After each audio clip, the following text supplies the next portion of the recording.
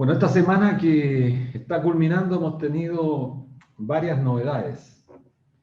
Durante la discusión respecto del IFE, el aumento de este apoyo a las familias más desposeídas, a los sectores que han sufrido con mayor rigor el tema de la pandemia, el aumento generalizado del desempleo, resultaba absolutamente importante que el Congreso presionara al Ejecutivo en pos de poder aumentar el monto que con mucha fuerza se ha estado levantando de distintos organismos. Fundación Sol ha hecho presentaciones que son tremendamente relevantes, que buscan establecer ciertos criterios, y estos criterios están definidos incluso por los propios estándares que el gobierno a lo largo de estos últimos años ha establecido como, por ejemplo, la línea de la pobreza. Y ocurre que todas las prestaciones que el gobierno venía ofreciendo en este último tiempo estaban muy lejos de garantizar al menos un ingreso familiar de emergencia que se ajustara a estas prestaciones. Para que los auditores tengan claro, la línea de la pobreza para una persona está en 176.000 y fracción. Y por lo tanto se hacía absolutamente imprescindible que este monto cumpliera con ese estándar mínimo. Pues bien, el gobierno avanzó fuertemente en un aumento de los montos después de la declaración en cadena nacional del día antes de ayer de Sebastián Piñera, incrementando estos montos hasta 500.000 pesos hasta el mes de septiembre. En una situación absolutamente inédita, la UDI, una bancada que se ha caracterizado por justamente negar ayuda a los sectores sociales y más bien ha estado presionando eternamente porque sean los propios trabajadores y trabajadoras los que paguen con su humanidad la crisis sanitaria. Lo hizo el año pasado con la famosa ley de apoyo al trabajo, en la que muchos trabajadores se acogieron, la ley de protección al trabajo, mal llamada protección, que en el fondo fue no más que ley de protección al empleador, al capital. Polman fue el caso más paradigmático de esta famosa ley que le permitió a Polman distribuir utilidades no como exige la norma un 30%, sino que un 80%. Contrataron a Felipe Larraín, ex ministro de Hacienda del gobierno de Piñera. Pero lo más grave, a más de la mitad de los trabajadores rebajaron el salario y cuando volvieron de vuelta los terminaron echando a la calle.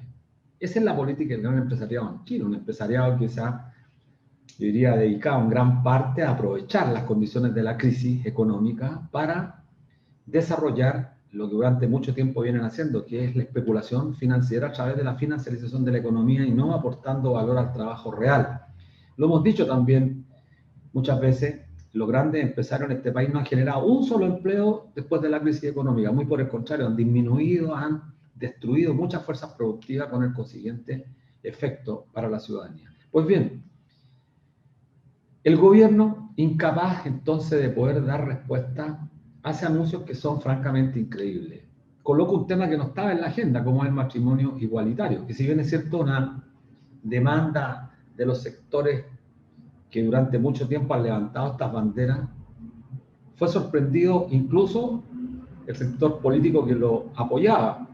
Y esto no es más que la expresión de un gobierno que navega en la orfandad absoluta y que trata de asumir medidas que son populistas, pero que en el fondo no hacen más que generarle cada vez más problemas al punto que se divide la propia coalición que le apoya. Y que de paso deja también al desnudo cuál será la posición de la democracia cristiana, por ejemplo, en esta materia, que efectivamente va a enfrentar a dos mundos, el mundo más liberal con el mundo más conservador. Pues bien, y no podemos dejar de referirnos al hecho suscitado en esta semana también a propósito de la discusión del IFE, el desaguisado del diputado, Alessandri, que planteó el retiro del 100% de los fondos de pensiones, en una actitud absolutamente populista, que al día siguiente, entendemos, la diputada Pamela Giles también la validó, ingresando el proyecto de ley. ¿Por qué hemos dicho que es populista esta medida? Es populista porque detrás de ella no hay absolutamente nada. No hay una propuesta que señale que una vez que todos y todas retiren el 100% de su ahorro acumulado durante largos años de su vida, que ascienden a la suma de 200.000 millones de dólares, tengan la posibilidad de contar con un sistema de seguridad social acorde a los tiempos modernos y que hagan frente a las contingencias derivadas de la crisis, especialmente para los hombres y mujeres de este país, para enfrentar las contingencias de la crisis económica. ¿Por qué es tan demagógica, tan populista esta propuesta? Porque de paso hay que decir que actualmente el 80% de los actuales pensionados está recibiendo pensiones por debajo del ingreso mínimo, es decir, por debajo de los 325.600 pesos. De aprobarse esta propuesta del diputado Alessandri, que ahora también está validada por la diputada Pamela Giles, los trabajadores que están actualmente pensionados, que son cerca de 700.000 compatriotas, más los que se van a pensionar en los próximos meses y en los próximos años, recibirían pensiones, en el mejor de los casos, cerca de los 170.000 pesos. Esa es la realidad que están planteando estos diputados, que en realidad juegan con la tragedia de mucha gente que hoy día está sufriendo la situación económica y la situación sanitaria. Así que hay que llamar a la ciudadanía a estar alerta, a tener atención, porque la derecha, con sus fanáticos que defiende este sistema, ha salido de manera populista a jugar con el drama que sufren cientos de compatriotas nuestros.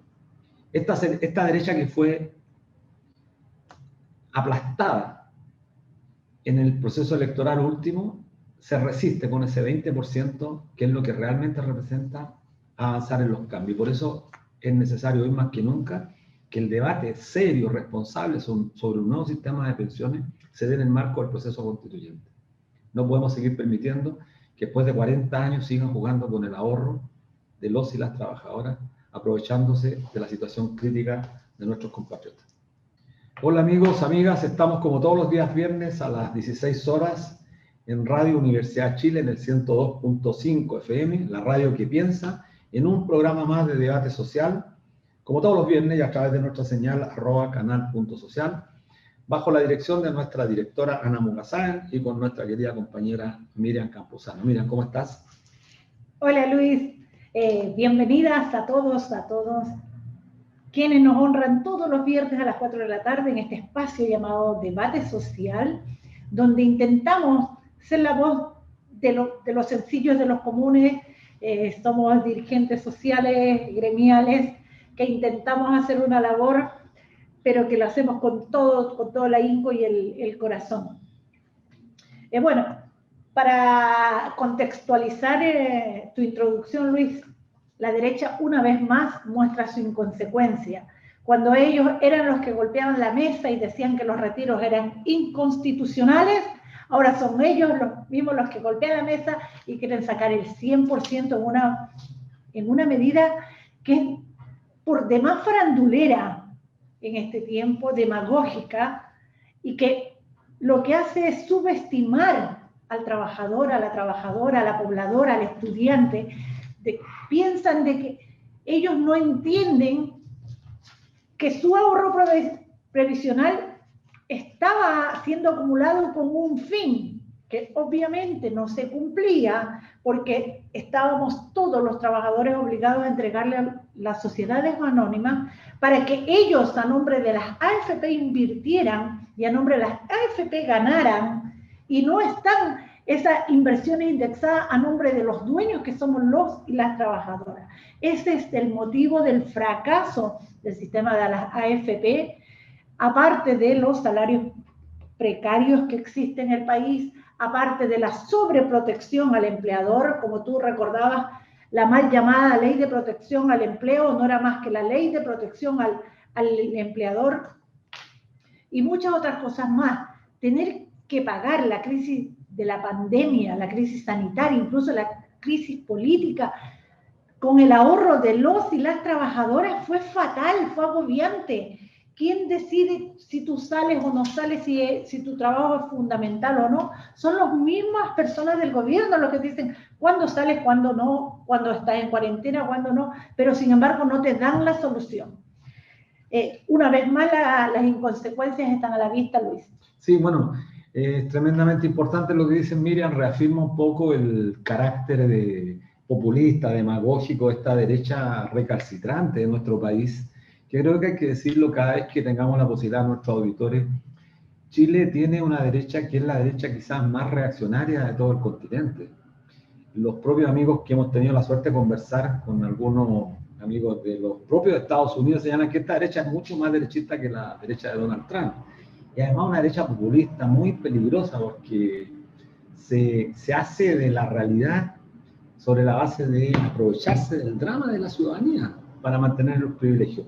Un solo dato que me parece relevante para nuestros auditores, que, para que lo tengan claro, el 54% de los actuales afiliados tiene menos de 5 millones, el 70% menos de 10 millones. 4,5 millones de personas que están afiliados al actual sistema no van a poder sacar nada, aunque les dejaran sacar el 100%, porque no tienen nada. ¿A quién favorece esta medida? ¿A quién favorece? Favorece a un 2% que tiene más de 100 millones y que tienen APB, es decir, ahorro previsional voluntario, que es además una medida absolutamente injusta que hay que corregir porque gozan además de franquicias tributarias, es decir, todos los que tienen más dinero son los que se favorecen. Pero miren, yo lo decía un poco en serio, un poco en broma, basta que los señores empresarios golpeen la mesa y estos diputados que están jugando a amenazar con sacar el 100% se van a meter las colas entre las piernas. Quería aprovechar de decirle a nuestros auditores que estamos cumpliendo 2 años de nuestro programa de debate social en la Radio Universidad de Chile. Miran, aprovechar de felicitarte porque no ha sido fácil, hemos tenido que sortear la crisis económica, el estallido, la revuelta nos pilló en nuestro programa cuando habíamos partido, no hacía mucho, partimos en el año 2019, en el mes de junio, y a los pocos meses tuvimos el estallido, la revuelta, y tenemos que agradecer a Radio Universidad de Chile y a todos nuestros auditores que nos han confiado con su sintonía todos los días viernes. Así es, bueno, un honor compartir este espacio con Luis Mesina, un tremendo líder social validado por décadas de lucha. Un honor este espacio que nos hace esta radio, la radio que piensa, la Radio Universidad de Chile, que le da voz a los que no tenemos voz. Y bueno, hace 2 años, el 31 de mayo del 2019, un poco antes del estallido social, transmitimos nuestro primer programa de debate social. Estuvimos en ese primer inicio, así como cuando una guagua empieza a caminar. Con Marcos Kremerman. Con Marcos Kremerman, gran aporte Fundación Sol hacia el mundo del trabajo, y con la economista y con la diputada Gal Jovans, presidente de la Comisión del Trabajo, que era en ese entonces presidenta de la Comisión del Trabajo, y tuvimos una conversación sobre el tema previsional, como siempre, el tema que es el más sentido en Chile, que es el que está en prioridad en todos los cabildos ciudadanos, en todas las asambleas, en todos los sindicatos. ¿Cómo nos vamos a pensionar? Y hacemos nexo con lo que tú hablabas. Estos 2 diputados que proponen este retiro del 100% han sido incapaces de presentarle algo a la ciudadanía. Bueno, en cambio, al sistema de FP proponemos esto. Proponemos un sistema de reparto, un sistema mixto. No hay nada, hay un vacío, es de verdad un faranduleo que a la gente común nos ha molestado. Así es. Bueno, reiterar los agradecimientos al público de nuestro programa los días viernes y señalarles que el compromiso de este programa justamente ha sido abrir el debate un rato más. Después de la pausa tenemos una gran invitada, una doctora en Derecho de la Universidad Católica de Valparaíso, discutiendo justamente los temas que tienen relación con la realidad que hay que cambiar. Estamos en un proceso constituyente y ese proceso constituyente tiene que dar paso a un nuevo Chile, a un nuevo Estado, a un nuevo país, que recupere para la grandes mayoría los derechos que fueron conculcados hace más de 47 años y que desgraciadamente Chile ha sido uno de los países que más se ha retrasado en recuperar. Así que estamos contentos con este segundo aniversario y regalarte un chocolate como muestra para que celebremos. Y los globitos atrás, que también celebran nuestro aniversario. Decir que estaremos atentos a todas estas iniciativas de este gobierno que no se quiere ir sin dejarnos amarrados. Vemos ya que él puso suma urgencia al TPP-11, sacó de su manga el tema del matrimonio igualitario, está embolinando otra vez el tema del IFE universal, pero que no se concreta nada. Nunca se concreta. El pase de movilidad ha sido nefasto, porque volvemos más de 14 comunas en retroceso. Santiago, entonces, son todas las contradicciones y los llamamos a cuidarse mucho, la salud está en juego y eso es lo importante. Vamos a cuidarse porque este gobierno no nos cuida. Así que no nos cuida. Vamos al corte musical con el tema Dame el Poder del grupo mexicano Molotov. Estamos de vuelta en este espacio, como cada viernes a las 4 de la tarde, debate social. Luis Messina y quien les habla. Tenemos una sorpresa el día de hoy. Nos acompaña desde la quinta región Verónica Munilla. Ella es doctora en Derecho de la Pontífica Universidad Católica de Valparaíso, profesora de la Cátedra de Derecho del Trabajo y de la Seguridad Social en la Escuela de Derecho de la misma universidad.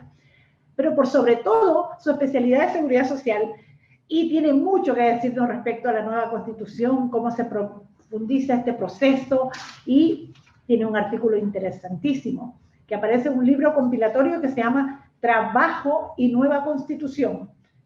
Por interno dicen que es Verónica Munilla, así que bienvenida, Verónica. Te damos las gracias nuevamente porque siempre tienes la disposición de aceptar nuestra invitación. Sí, bueno, hola Verónica. Hola Miriam, hola Luis, ¿cómo están? Muy bien, muy bien. Mucho gusto tenerte. Bueno, y partir inmediatamente, como decía Miriam, es tremendamente importante para nosotros en el marco del proceso constituyente poder tener a una persona, a un profesional del derecho y especialmente especialista del derecho, pero particularmente el derecho laboral, que es lo que tanto se requiere. Tema que desgraciadamente está un poco ausente en el debate del proceso constituyente y eso nos preocupa mucho, porque además la seguridad social está íntimamente vinculada al trabajo. Entonces, luego de 48 años de dictadura y de regímenes neoliberales, se nos ha sumergido en una especie de oscurantismo en el país. Si uno le pregunta mucho a la gente si conoce lo que fue el decreto ley del año 1979, llevado adelante por José Piñera Echenique, el mismo que al año siguiente promulga, en el mes de noviembre, el decreto ley 3500, que eliminó la seguridad social en Chile, muy pocos lo sabrán o lo recordarán. Han pasado más de 40 años. Esto ha generado un vaciado de contenidos y hay distintas interpretaciones que nos parecen relevantes hoy día discutir contigo. Como académica, tú, ¿qué visión tienes sobre el conocimiento ciudadano, sobre seguridad social? ¿La gente sabe lo que es un derecho humano, por ejemplo? ¿Y cómo lo puede vincular tú desde la academia, pero además vinculada permanentemente con organizaciones sindicales, sociales? ¿Cómo enfrentaría este proceso? Sabes que yo coincido con la introducción que hiciste del tema, porque yo creo que la gente no está consciente. Yo creo que yo adhiero mucho a la visión de Esquella, de Agustín Esquella, de, en el fondo, ponderar los efectos que ha tenido esta nebulosa capitalista sobre toda la sociedad chilena durante tanto tiempo. Entonces, cuando la gente habla de seguridad social, se tiende a perder un poco desde la visión o el paradigma del derecho fundamental, después de haber estado tantos años imbuido en un sistema netamente individualista y basado en la responsabilidad. Entonces, de ahí el problema es que cuando tú desconoces a la seguridad social con su naturaleza de derecho fundamental, es tierra fértil como para los fantasmas que se tratan de implantar, de expropiación de fondos, por ejemplo, de crisis o de estado administrador. Entonces, en la medida en que no se comprenda bien el contenido a la seguridad social desde la perspectiva constitucional, vamos a tener siempre este problema. Verónica, pero ¿qué es y qué debería abarcar la seguridad social para que le quede claro a los auditores? O sea, en sencillito, ¿qué es desde la visión tuya? La seguridad social es, a mí me encanta un aspecto que tiene, que es súper práctico, que uno puede igualar a la academia con el conocimiento ciudadano de todas maneras. La seguridad social responde a dos preguntas, simplemente. ¿Qué vamos a hacer con las personas que por una contingencia X no pueden proveerse un ingreso? ¿Y cómo se lo vamos a cubrir? Si te fijas, es bien simple. Es, por ejemplo, definir entre todos cuáles son las contingencias sociales que a su vez vamos a asumir entre todos. O sea, nosotros decimos, no vamos a preocuparnos de que la gente mayor que ya no sea capaz de trabajar ¿cómo le proveemos un ingreso? Vamos a preocuparnos que la gente que está enferma, que por un X motivo no puede trabajar, ¿cómo le proveemos un ingreso? Y nos vamos a preocupar de cómo la gente cesante, que tampoco puede trabajar, nos proveemos un ingreso, ¿ya? Y por concepto, desde la perspectiva del derecho fundamental, esa respuesta es conjunta, nunca es individual. Es una respuesta que presupone la vida en sociedad. O sea, si nosotros nos asociamos, es para ayudarnos específicamente en estas circunstancias. Entonces, el contenido de la seguridad social es un contenido muy rico, porque si uno se preocupa cómo proveemos a la gente que no puede generarse un ingreso por sí misma, uno está hablando de pobreza, está hablando de líneas de subsistencia, está hablando de eliminar exclusiones, está hablando de un montón de temas atingentes. Entonces, si bien la seguridad social se relaciona con el mundo del trabajo, la pelea en el fondo es ampliarla para que sea parte de la vida de todas las personas, como derecho fundamental que es, independiente de si trabajan o no, ¿ya? Entonces, ese es como el desafío constitucional detrás del derecho a la seguridad social, en específico en nuestro país. Bueno, muy importante lo que dices porque eso supone además que inmediatamente releva a un lugar de importancia la solidaridad. Entre todos tenemos que ayudarnos. La seguridad social supone eso. Y por lo tanto es absolutamente contraria por el vértice a lo que es la capitalización individual. O sea, la capitalización individual es la negación de la seguridad social. Así lo han entendido grandes tratadistas europeos, por lo menos, y muchos sindicalistas de Europa y del sindicalismo, yo diría, más progresista, incluso organismos internacionales, parten de una premisa: la seguridad social es solidaria. ¿Por qué? Porque tiene que atender las contingencias derivadas de los estados de necesidad, como decías tú, que se presentan especialmente, bueno, en la vejez, pero no solamente en la vejez, durante toda la vida del ser humano. Y yo te quería llevar a una pregunta relevante, porque en el proceso constituyente, creo, primero ordenemos seguridad social y después vayámonos al trabajo, que es lo que queremos, que tú nos puedas ayudar mucho. En el artículo 19, número 18, la Constitución del 80 es bien mañosa, porque al leerla así, en la primera impresión es que en realidad está garantizada la seguridad social. Sin embargo, cuando el texto incorpora que estos derechos deben ser garantizados por instituciones públicas y privadas, introduce inmediatamente el lucro, el negocio, y por lo tanto deja inmediatamente de ser seguridad social. ¿Cómo te imaginas tú la nueva redacción teniendo presente esta trampa que nosotros siempre hemos dicho?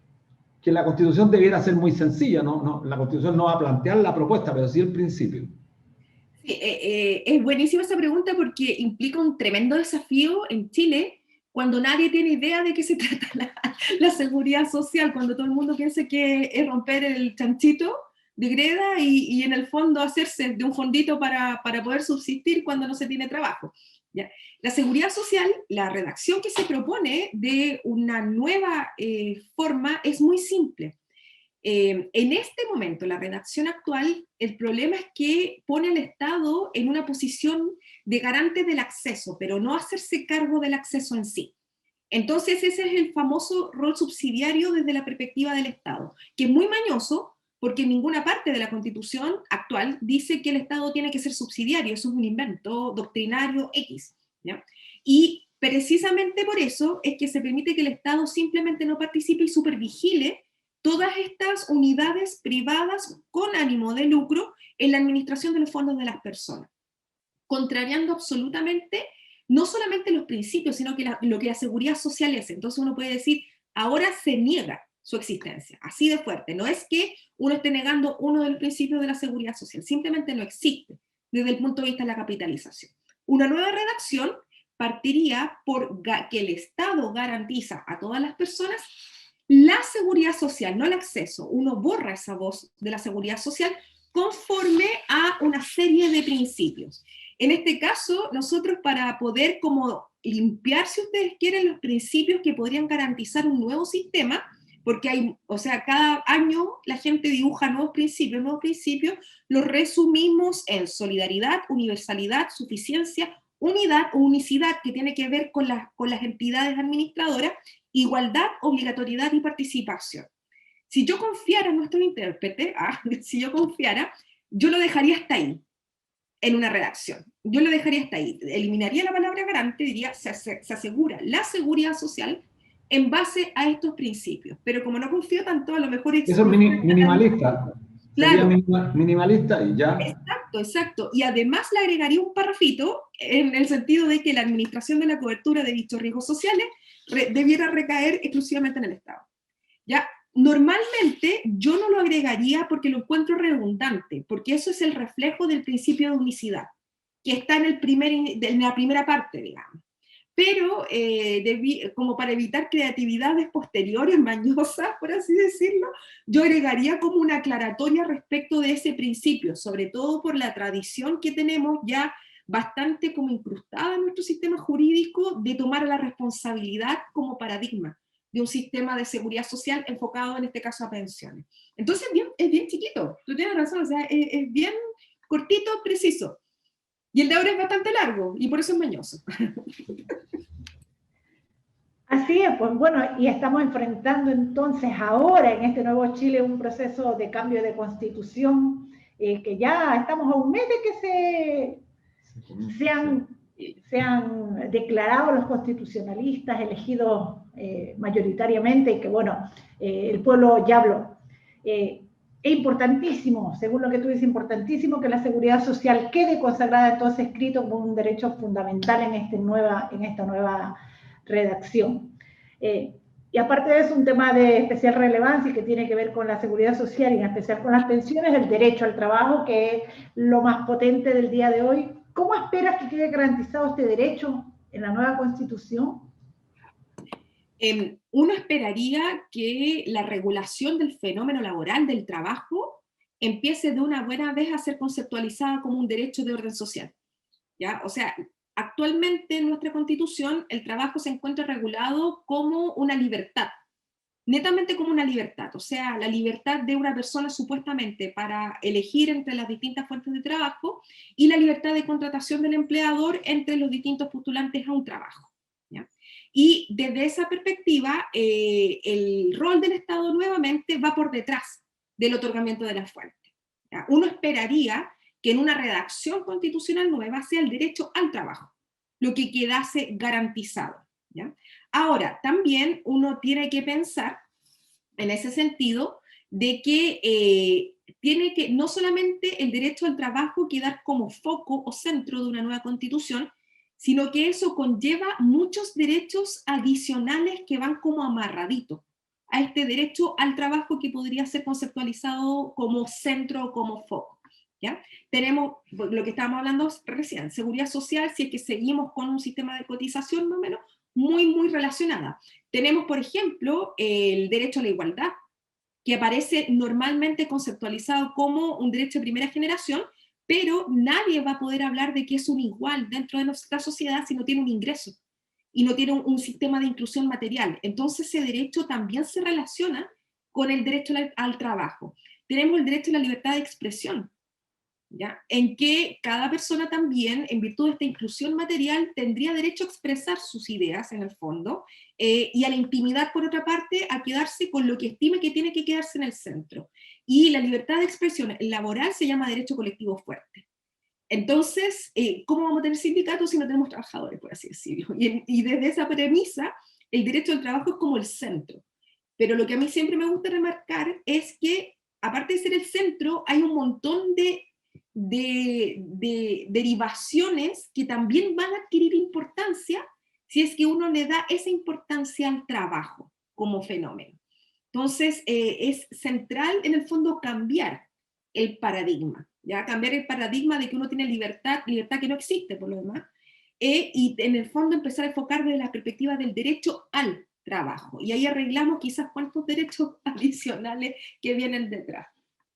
Sí, yo creo que ahí es relevante, Verónica, porque uno podría interpretar de tus palabras, en la primera visión, es que estamos respondiendo a un determinado estilo de trabajo, un determinado tipo, que es el trabajo asalariado, el trabajo formal. Sin embargo, lo que estamos observando, que como consecuencia, yo diría, en gran medida de la incorporación tecnológica, el trabajo está cambiando a una velocidad gigantesca.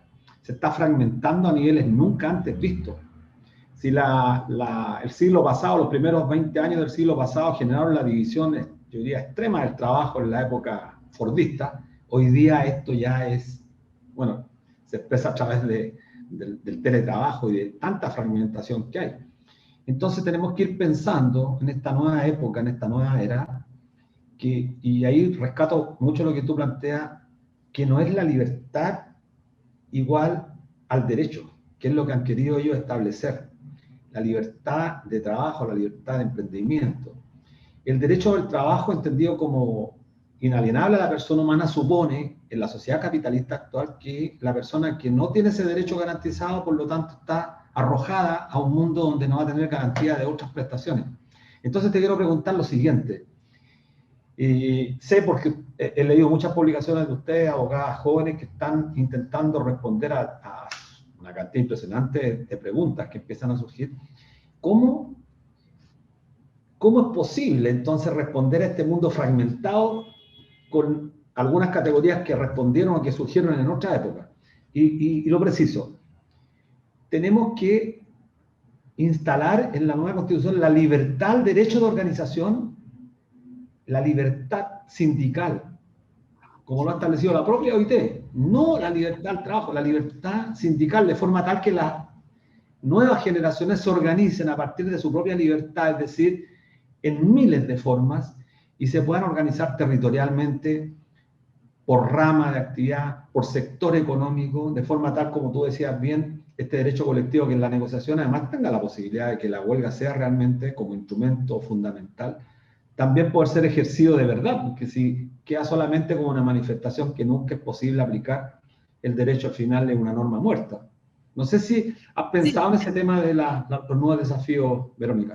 Sí, esos son nuevos desafíos con viejas respuestas. Siempre digo, son nuevos desafíos con viejas respuestas, porque la respuesta es la misma de siempre. Sindicatos. ¿Ya? Sindicatos. Esa es la misma respuesta frente a todos los fenómenos. Porque, ¿qué es lo que pasa? Que todas estas nuevas formas de trabajo que han redundado en precarización, o sea, en un nivel de precarización impresionante, en donde, por ejemplo, un ciclista de Uber no tiene derecho ni siquiera al seguro de accidente de trabajo, enfermedades profesionales, y que no se le considera trabajador. Entonces, si se cae de la moto, él verá cómo se sana, etcétera. O sea, pero todas estas nuevas formas tienen un principio transversal que se cumplía en la empresa, la fábrica fordista del siglo XVIII, y se sigue cumpliendo ahora, que es la ajenidad en la producción de la riqueza. La gente no es dueña de los frutos de su trabajo. Y eso ha pasado a lo largo de toda la historia. Lo que tiene una persona es una remuneración contra una contraprestación del trabajo servido, pero no se queda con los frutos ni con la riqueza que el trabajo o la actividad que realiza produce. Y eso lo comparte el chofer de Uber y lo comparte el mecánico de la empresa del siglo XVIII. Ambos se desempeñan para generar riqueza en otros.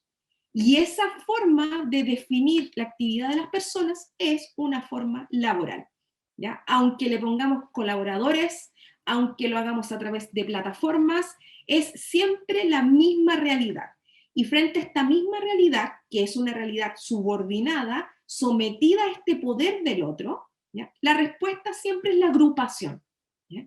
Y en este sentido, la agrupación, si uno responde al principio de libertad sindical, siempre tiene que ser libre, en el sentido de que no solamente uno puede agruparse todas las personas que quieran, sino que en todos los grados que uno quiera. O sea, uno puede perfectamente hacer un sindicato, ojalá, al interior de la empresa, si es que le gusta, si es que no interempresa, si es que no por rama, si es que no centrales, pero cada uno de ellos tiene que ir dotado de dos facultades básicas, ¿ya? Uno es negociar colectivamente y el otro es huelga. Porque si no, no sacamos nada con dejar establecido una libertad sindical en la Constitución que me permita asociarme si me asocio para nada en el fondo. O sea, tiene que ir acompañado sobre todo de una huelga sin restricciones de carácter universal y no dibujada solamente en torno a un fin profesional, sino que yo no veo ningún problema que tenga un fin político, por ejemplo. O sea, por ejemplo, ahora, yo me pongo el escenario de ahora, en que la discusión del ingreso mínimo pasó por la... ¿Por qué no ejercer el derecho que le va quedando a los trabajadores de huelga frente a una discusión de carácter político, que es la determinación del ingreso mínimo que nos afecta a todos los trabajadores? Entonces, por ahí va un poco la respuesta. O sea, a lo mejor cambian las maneras, a lo mejor es un sindicato apps, un sindicato al que uno ingresa por iPhone, una cosa así, pero es sindicato al final del día. Lo importante, claro, lo importante es que el sindicato como herramienta, diríamos, como herramienta consustancial al trabajador, o natural, si pudiéramos usar un concepto, sigue vigente. El problema es que el sindicato tiene que readecuarse justamente para responder a veces con viejas respuestas o con viejas categorías. A lo mejor es mejorar velocidades, a lo mejor, porque cada vez la respuesta tiene que ser más instantánea. O sea, es como que las formas de asambleísmo que en general caracterizan los sindicatos, de la toma de decisiones horizontales, etcétera, va a tener que buscar una forma de responder rápidamente a los procesos que se están viviendo, que son más rápidos. Pero eso no quiere decir en ningún caso, como yo he escuchado, la crisis del sindicato o el término de la vida del sindicato. Yo creo que al contrario, yo creo que es exactamente lo contrario. O sea, en tiempos de precariedad es el sindicato el que tiene que responder. ¿Quién más? Así es, bueno, los trabajadores sentimos hasta el día de hoy que es el refugio donde sentimos algo de protección en los sindicatos. Y respecto a lo que decía, sí, pues esa tremenda simetría del empresario versus el empleado, y si es un empleado sencillo, es la que nos llevó a este estallido y que nos tiene en el escenario del Chile de hoy. Y vivimos en una oleada flexibilizadora que se ha ido apoderando de las legislaciones. Un ejemplo es la Ley de Protección del Empleo, o mal llamada Ley de Protección del Empleo. ¿Dónde cabe el principio de la protección a la parte más débil que debería primar en esa legislación laboral? Y también si se podría instalar en algún lado, por ejemplo, lo que tú hablabas, la negociación ramal en este nuevo proceso de la Constitución. Hoy, qué buena, miren, porque ¿sabes lo que pasa? Que si hay algo que no se ha protegido es el empleo. O sea, cuando a mí me hablan de políticas de empleo, si yo la enfoco desde el punto de vista de los derechos, bueno, aquí hay una especie de confusión, porque la gente piensa que para poder proteger el empleo hay que proteger la fuente, que es la empresa, no el subordinado. Claro. Es muy extraño, porque es como la típica alegación de que el derecho del trabajo es el derecho de todos, y no, el derecho del trabajo es el derecho de los trabajadores porque ellos son la parte subordinada. Entonces, no tiene sentido entenderlo de otra manera. Siempre fue un derecho de carácter protector. Entonces, cuando a mí me dicen políticas pro empleo, yo supongo que es reafirmando los estándares de protección que tienen naturalmente ya de por sí el derecho del trabajo. Y es todo lo contrario a lo que ha pasado. En este momento, cuando uno habla desde la perspectiva del ordenamiento, de que el costo de la pandemia lo están pagando los trabajadores, ¿ya? Es porque el hecho de sostenerse la relación de trabajo a través de sus pensiones financiadas por los fondos de cesantía es echar mano a fondos que son de los propios trabajadores, ¿ya? Es exactamente la solución contraria, digamos, a la que pasó en Dinamarca, por ejemplo. En Dinamarca se hizo exactamente lo contrario. ¿Ya? Y yo digo Dinamarca porque Chile tiene una tendencia extraña a compararse con países con los que no tienen nada que ver. Entonces, ¿cómo les gusta? Dinamarca, ¿ya? En donde el subsidio al empleo es un subsidio que busca sostener precisamente la fuente. Me explico, en el gobierno danés lo que hizo fue pagar directamente parte de la remuneración. Eso hizo. ¿Ya? O sea, llegó y pagó parte de la remuneración. O sea, le dijo a la empresa, mire, ¿sabe qué? ¿Usted va a echar un tercio? No lo echa. ¿Le falta plata? Ya, perfecto. Yo, aquí tiene la mitad del sueldo. Y la fuente se sostuvo. Pero acá en Chile, esa plata sale de las cuentas de fondos de cesantía. Y ahora que va a venir una ola de cesantía, obviamente, no va a haber de dónde echar mano. Entonces, cuando uno dice, mire, ¿sabes qué? Lo pagaron los trabajadores, es porque, a diferencia de lo que pasa en esos países en que se subvenciona la remuneración directamente, aquí la remuneración es subvencionar a los propios trabajadores con sus propios fondos. Entonces, es terrorífico el escenario, por así decirlo, ¿ya? ¿Y cómo se habría podido evitar algo así? Bueno, los ejemplos los tenemos incluso en nuestro país. O sea, yo no me canso de ver el caso de LAN Chile, antes de la pandemia, cómo los sindicatos se sentaron con los empleadores para ver cómo iban a enfrentar esto, ¿ya? Y si uno replicara un modelo así, a nivel ramal, ¿ya?, habría sido mucho más fácil poder enfrentar las consecuencias de una crisis económica, más flexible, más rápido, sin tener que estar pidiendo eternamente esta ayuda a la legislación y dejando que las partes de conflicto de trabajo se pongan de acuerdo solitas, ¿ya? Entonces, desde esa perspectiva, en nuestro país literalmente es el mundo al revés. ¿Ya? Es el mundo al revés, como que se hizo Sí. todo lo contrario de lo que quería una gente ni siquiera propietaria, sino que normal. Entonces, es muy extraño. Oye, Verónica, mira qué bueno el ejemplo que pusiste de Dinamarca, porque efectivamente la discusión que tenemos permanentemente sobre pensiones es muy recurrente de parte de los defensores del sistema recurrir a Dinamarca. Yo tengo aquí la propuesta del sistema de pensiones de Dinamarca, que no guarda ninguna relación con el chileno, ninguna. Pero estuvo muy bueno el ejemplo que pusiste, o sea, la experiencia, cómo el gobierno directamente contribuyó a mantener la fuente de trabajo pagando el diferencial de la remuneración. Aquí, como bien decías tú, se han ocupado los fondos de cesantía, pero ahora viene la pregunta del millón que quiero hacerte. Lo más descarado ya es que un diputado de la derecha ha planteado sacar el 100% de los fondos de pensiones para financiar la crisis económica de nuestro país. O sea, ya el descalabro total. Y lo más increíble es que a cambio no proponen absolutamente nada. O sea, te dicen saquemos el 100% y ocurre que más de 4,5 millones no tienen prácticamente ni un peso en sus ahorros individuales y más del 54% tiene menos de 5 millones. Entonces, claro, tú a la mitad que casi no tiene nada y la otra mitad que tiene menos de 5 millones de pesos, entonces esta es una crisis brutal. Solo el 2% tiene más de 100 millones de pesos. Solo el 2% son los que tienen APB, que son un sector que hoy día, claro, quiere sacar, pero de manera absolutamente, yo diría, irresponsable y populista. ¿Qué te parece esta lógica a propósito del relato que nos haces de Dinamarca? ¿Cómo se confirma esta tesis? Es muy extraño, porque eso te demuestra en el fondo que lo que hay en Chile es cualquier cosa menos seguridad social. Claro. Porque si nosotros estuviésemos hablando de un sistema de seguridad social de cobertura de vejez, ni siquiera estaríamos hablando de la posibilidad de sacar plata. Porque ahí los distintos componentes implican que la parte que tiene que ver con el ahorro es tangencial a otros factores que de por sí no se los puede apropiar el individuo, como por ejemplo un componente cero, que sería equivalente a pensión básica, que lo da el Estado, y el componente 1 que es de reparto, entonces eso no los puedes tocar. ¿Ya? El único país extraño donde lo tocaron, que fue Perú, se desordenó todo, pero ahí es porque hay dos sistemas paralelos. Pero entonces tú dices, y aquí la gente está feliz encima de poder sacar su 10%. Es parte del enredo que provoca este sistema tan extraño. Porque la promesa es, a la persona sabe que esa plata es suya.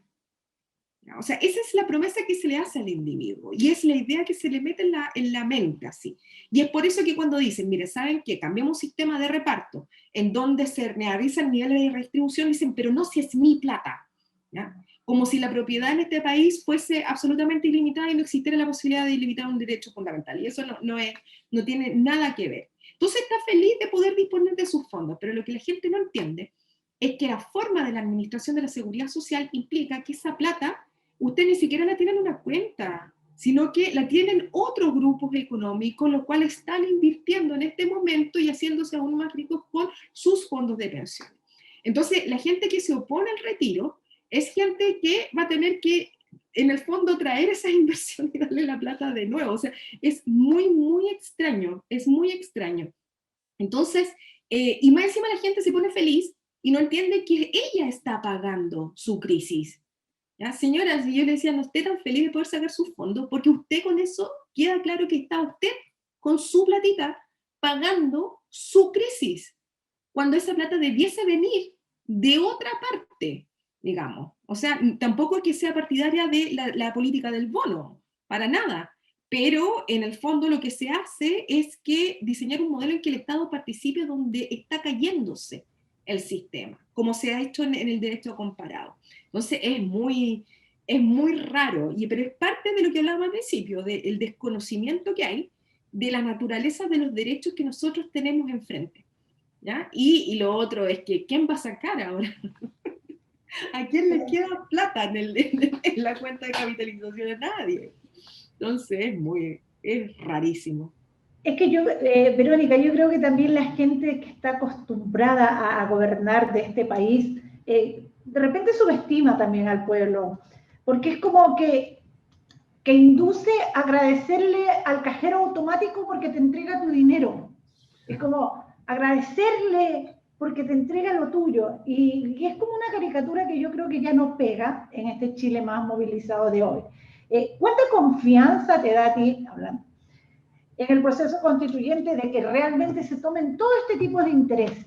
Que la gente entienda, que sea una verdadera asamblea desde los territorios, que se haga una consulta popular respecto de estos temas y que la gente lo entienda, porque sí, ha calado hondo el modelo nuestro, el individualismo, el pensar que lo mío, que yo, que me interesa, que mi núcleo primero, que no sabemos si realmente va a salir algo bueno de este nuevo proceso constituyente, porque ya los lobbies deben estar por todos lados, lobby feroz. Terribles, y lobby sin regulación, porque, por ejemplo, en Estados Unidos el lobby es una actividad como cualquier otra, regulada por ley, y que se grafica a través de los political policies que se van publicando y que todos tenemos acceso. Aquí es más que lobby, es secretismo lo que hay. Eso es como el anti-lobby, digamos, es directamente influencia que raya en la línea de la corrupción. Entonces es terrible el escenario. Pero yo tengo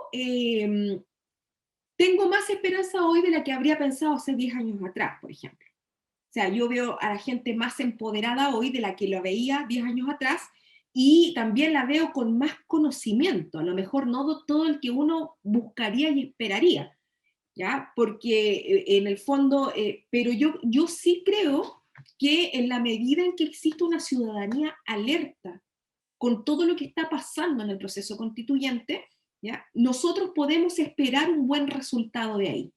Y la ciudadanía alerta se grafica precisamente en tratar de evitar parámetros de secretismo. Y en las reglas que va a tener la convención, eso es fundamental porque tiene que ver con la publicidad de los actos y por sobre todo con la posibilidad de que la ciudadanía revise el texto al final, ¿ya? Y lo vote. Para mí esa vinculante de la votación del proyecto final, de lo que pueda salir de la constituyente, es fundamental. Y yo decía que esa parte, ojalá hacerla, y ustedes sindicalistas me van a entender, como cuando uno negocia y llega a la última oferta del empleador. Cuando uno negocia y llega a la última oferta y uno la da a conocer a la asamblea y explica paso por paso en qué consiste, por qué se vota, etc., debiese ser un fenómeno más o menos parecido, pero a nivel ciudadano. Así que esta última oferta de la asamblea constituyente se dé a conocer a la ciudadanía en todos los aspectos, no solamente en los derechos, ojo, sino que en las técnicas legislativas que han provocado trampas durante todo este tiempo, en base a quórums, en base a iniciativas exclusivas, etcétera, y que provocan que estemos todavía en el sistema que dio origen a esta constitución. Pero un llamado que haría es, independiente si uno ocupa una convención o un puesto y todo, que la ciudadanía tiene que estar súper alerta de lo que está pasando allá adentro. Y sobre todo con el mundo laboral, porque es tan político. La gente tiende a pensar que el mundo laboral es como escéptico, así que es un mundo técnico, en donde fijamos remuneraciones conforme a los ingresos del mercado, y qué sé yo, mentira, es político, es súper político. Entonces, ahí es donde hay que meterse un poco.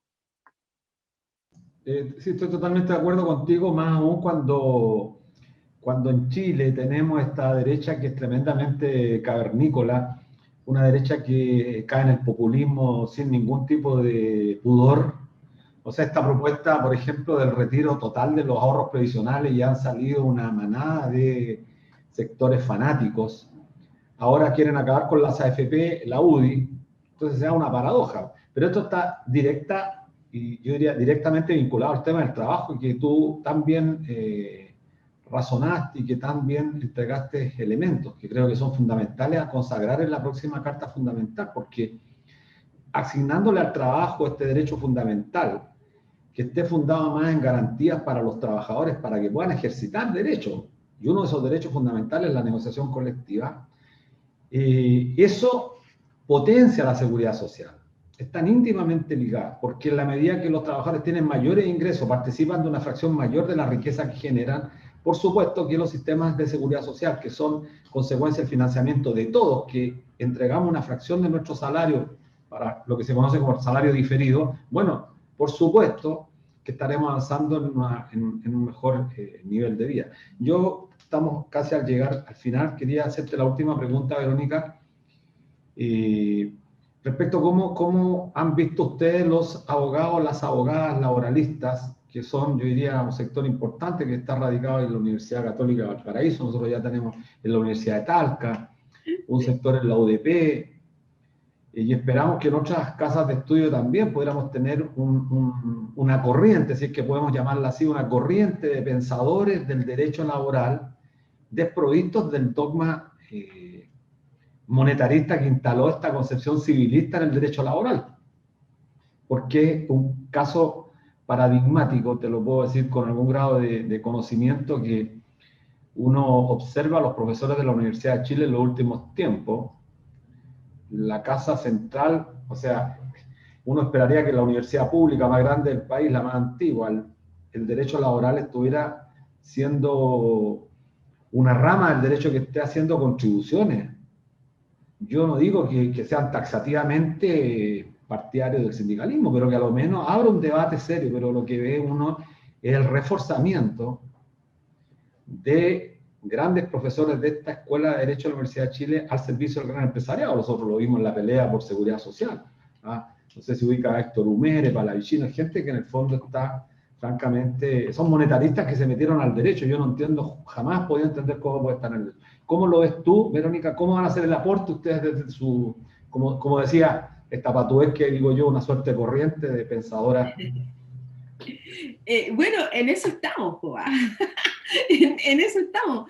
A mí me encanta lo que dices, porque el derecho del trabajo en Chile nace desde la vertiente que tú comentas en la Universidad de Chile, precisamente con el profesor Humérez.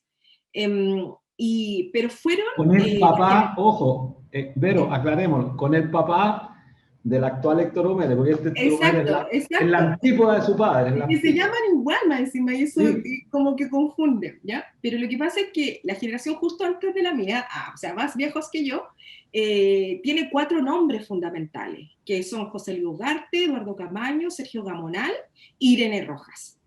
Ellos son los entes fundantes de una nueva visión del derecho del trabajo, y que provocaron que en el fondo las escuelas de derecho se empezaran a impregnar de corrientes distintas a la tradicional, ¿ya? Y es por eso que en este momento podemos hablar a lo mejor de 2 visiones. Esto hace 30 años atrás ni siquiera existía en la academia. Bueno, estos nuevos autores, inspiradores y profesores nuestros, tienen una visión del derecho del trabajo al servicio de los hechos que informa. O sea, no podemos ya seguir quedándonos en las academias o solamente en la academia, en base a un paper y pretender que eso va a cambiar el mundo. Eso no es así. Y desde esa perspectiva, precisamente ¿cómo se llama? Las unidades académicas que tú hablas, la Universidad de Talca, la Universidad del Paraíso, la Católica del Paraíso, la Universidad Austral también con Fernando Muñoz, etcétera, todas están implementando una línea de influencia, ojalá, dentro de la Convención Constituyente. El primer ejemplo fue el libro que ustedes mencionaron al principio, El trabajo de nueva Constitución, que salió de los profesores Varas y la profesora Varas y el profesor Camaño como editores, y participamos todos, lo que adherimos en el fondo un poco a esta visión. ¿Ya? Entonces, desde la academia, por lo menos, la verdad es que ser laboralista es ser un poco flagelante. Uno vive quejándose de lo que existe, entonces cualquier cosa que salga va a ser mejor que lo que podamos ver ahora. Ahora, yo digo, no sé si uno está tanto tiempo a dieta, te muestran un bistec y lo encontráis tremendamente apetitoso. Entonces, yo digo, a mí me dicen en huelga y yo lloraría de la emoción, digamos, en una nueva constitución. Pero estamos también, igual que los sindicatos, mirando muy de cerca lo que está pasando, aportando muy de cerca con lo que entendemos que son los derechos, desde nuestra sapiencia. Nuestro lugar no era la convención, pese a que hay notables profesores ahí en la convención, pero es informar para que entre todos esto salga lo mejor posible. Por ahí vamos. Así es.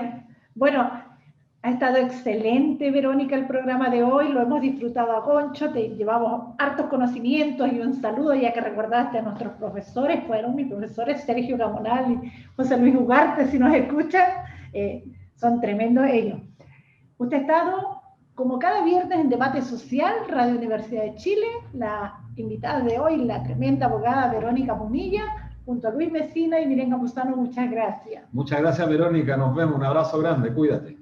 Gracias a ustedes. Larga vida a la Confederación Bancaria y al NOMA FP. Gracias.